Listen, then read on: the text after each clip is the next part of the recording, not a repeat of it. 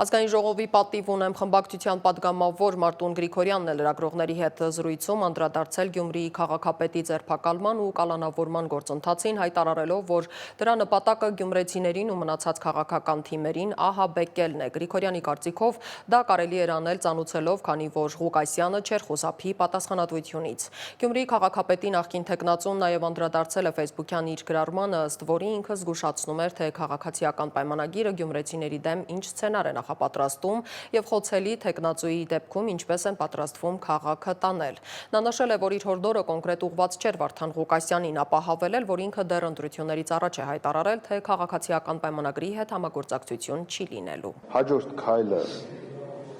կամ Վարդան Ղուկասյանին ընտրելն էր,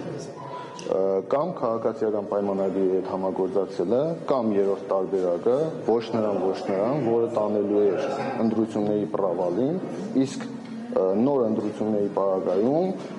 երաշխավորված ասում են, որ ինքը այդ ժամանակ քաղաքացիական պայմանագիրը 50+ հավաքելու էր։ Պարոն Գրիգորյանը, քանի որ ընդդիմությունը չէր կարողացել կազմակերպել, չէր կարողացել իր մեջ այդ հարցերը կարգավորել, բնականաբար դրանից հետո լիներ հիասթափություն ընդդիմության նկատմամբ։